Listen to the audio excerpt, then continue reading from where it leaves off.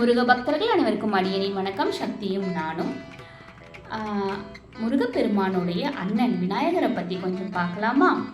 விநாயக பெருமான் வலம்புரி விநாயகர், இடம்புரி விநாயகர் அப்படின்னு 2 விதமாக சொல்லுவோம் இல்லையா? அவருடைய தும்பி கையானது வலது பக்கமாக இருந்தால் வலம்புரி விநாயகர், இடது பக்கமாக இருந்தால் இடம்புரி விநாயகர் அப்படின்னு சொல்லுவோம் இல்லைங்களா?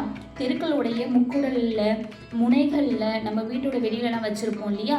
இந்த விநாயகர் அதிகபட்சமாக இடம்புரி விநாயகராக வச்சுருப்பாங்க. ஏன்னா இடம்புரி விநாயகர் ரொம்ப கோபக்காரராக இருப்பார், சண்டை போடுறவராக இருப்பார், எதிர்கிட்ட இருந்து நம்மளை காப்பாற்றுறவராக இருப்பார். அடுத்து வலம்புரி விநாயகர் அப்படிங்கிறவர் நம்ம வீட்டுக்குள்ளே வச்சு வணங்குவோம் இல்லையா? ரொம்ப சாதுவான, நமக்கு நல்ல விஷயங்கள் நிறைய செய்யக்கூடிய, நம்மளுக்கு புத்தி கூர்மை கொடுக்கக்கூடிய, ஞாபக சக்தி கொடுக்கக்கூடிய, செல்வங்களை அள்ளி கொடுக்கக்கூடியவராக இருப்பார் வலம்புரி விநாயகருங்கிறவர். வலம்புரி விநாயகரை வச்சுருந்தோம் அப்படின்னா கண்டிப்பாக நம்ம சுத்தபத்தமாக இருக்கணும். நான்வெஜ் சாப்பிட்றதெல்லாம் கொஞ்சம் அவாய்ட் பண்ணிவிட்டு அவருக்கு பூஜை பண்ணி நல்லபடியாக வச்சுக்கணும். அடுத்து வெள்ளருக்கு விநாயகர்னு கடைகளில் கிடைக்கும். கிடச்சதுன்னா கண்டிப்பாக வாங்கிடுங்க. வாங்கிட்டு நீங்கள் அந்த பூஜை அறையெல்லாம் வைக்க வேண்டாம். உங்கள் வீட்டில் ஃப்ரிட்ஜ் இருக்கும் இல்லையா? அந்த அளவில் நீங்கள் நேராக பார்க்கும் போது இருக்கிற அளவில் ஃப்ரிட்ஜ்லேயோ இல்லை எங்கே வேணாலும் நீங்கள் பார்க்குற அளவுக்கு இருக்கணும். நீங்கள் பார்க்கணும் அந்த மாதிரி இருக்கணும். அந்த அளவில் அந்த வெள்ளருக்கு விநாயகரை வச்சுட்டு அவரை பார்க்கும் போதெல்லாம் அவரோட துதியை பாடுங்க. வேலை நல்லபடியாக கிடைக்கணும், கவர்மெண்ட் வேலை கிடைக்கணும் அப்படிங்கிறவங்க கண்டிப்பாக விநாயகரோட அகவல் படிங்க. அடுத்து ஓம் ஸ்ரீ சிவசூரிய நாராயண சுவாமியே நமக.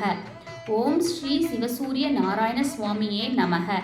இதை வெள்ளருக்கு விநாயகரை பார்த்து எப்பெல்லாம் பார்க்குறீங்களோ அப்பெல்லாம் சொல்லுங்கள். அது உங்களுக்கு ஒரு நல்ல பலனை தரும்.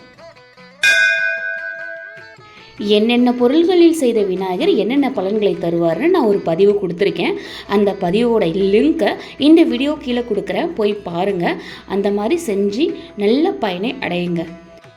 விநாயகருடைய 2 வரி மந்திரத்தை சொல்கிறேன். இதை குறித்து வச்சுக்கிட்டு தினமும் 9 முறை அல்லது 11 முறை சொல்லுங்கள், நல்ல பலன் கிடைக்கும். ஓம் மங்களமூர்த்தே விக்னஹரா துர்தராஷ்ன கிருபாஹரா.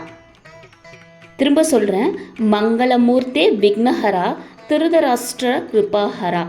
அவ்வளோதாங்க. இந்த மந்திரத்தை தினமும் சொல்லி பயன்பெறுங்க. விநாயகரோட அருளை பரிபூர்ணமாக பெறுங்க. இந்த பதிவு பிடிச்சிருந்தா உங்கள் நண்பர்களுக்கு ஷேர் பண்ணுங்கள். நன்றி.